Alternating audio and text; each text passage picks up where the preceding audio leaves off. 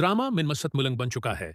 बहुत ही ज्यादा इंटरेस्टिंग और आ गया है उसमें ट्विस्ट, क्योंकि कबीर खां अपनी बीवी को अपने साथ लेकर अदालत में पेश होने के लिए निकल जाता है।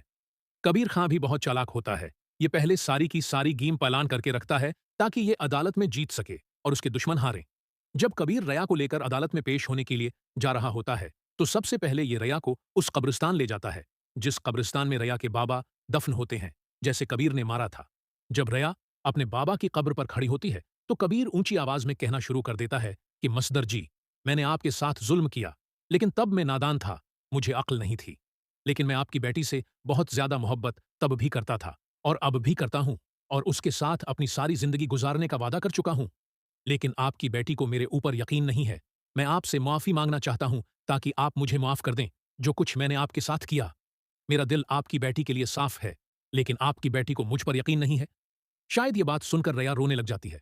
कबीर अपने दिल की सारी बातें, जो कुछ है भी कबीर के दिल में होता है, सब कुछ रया को बता देता है। रया को यह यकीन दिला देता है कि कबीर सच कह रहा है, झूठ नहीं बोल रहा। ये रिया को खुश रखना चाहता है। रिया कबीर की बातों पर यकीन कर लेती है।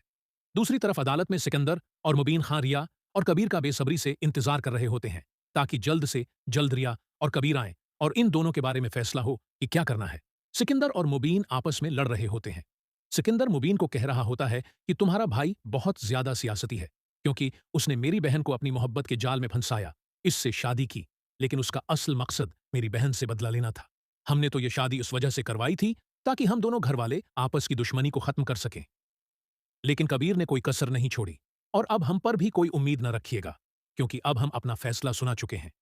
सिकंदर अपनी बहन की बातें बोल रहा होता है, जो कुछ इस्मा कहती है। अब ये दोनों लड़ ही रहे होते हैं कि ऊपर से रिया और कबीर दोनों अदालत में पेश हो जाते हैं। जब जज साहब इन दोनों को देखते हैं, तो जज साहब वकीलों से कहते हैं कि दोनों बारी बारी अपनी बातें सुनाएं, यानी कि सबूत पेश करें, जो कुछ भी उन्होंने एक दूसरे के खिलाफ जमा किए हैं।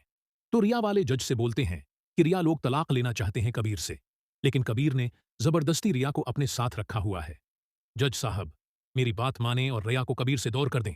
ये बात सुनकर कबीर का वकील कहता है कि रिया तो कबीर के साथ बहुत खुश है, लेकिन रिया के घर वाले रिया को कबीर के साथ नहीं रहने दे रहे। जज साहब, आप खुद देख लें कि रिया किस तरह कबीर के साथ कितनी खुशी से अदालत में पेश हुई है। ये दोनों एक दूसरे के साथ हैं। कबीर तो रिया से मोहब्बत करता है, और इस बात का रिया को भी बहुत अच्छे से इल्म है।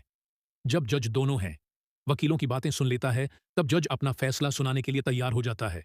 जज कहता है कि सारा का सारा इन्हिसार रिया पर है। अगर रिया ये कहती है कि उसे कबीर है के साथ नहीं रहना, कबीर ने उसे अपने साथ जबरदस्ती रखा हुआ है, तो रिया को तलाक दिलवा दूंगा और कबीर को सजा भी मिलेगी उस चीज की। सब लोग गौर से रिया को देखने लगते हैं, खास तौर पर सिकंदर और इस्मा। कबीर भी प्यार भरी नजरों से रिया की तरफ देख रहा होता है।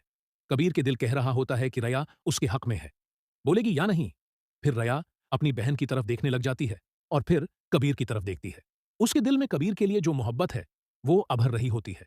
अब देखना यह है, क्या रिया कबीर के हक में फैसला सुना देगी कि वो कबीर के साथ खुश है, या फिर वो अपने बहन भाई की इज्जत की लाज रखेगी। जानने के लिए हमारे चैनल को सब्सक्राइब करना न भूलिएगा।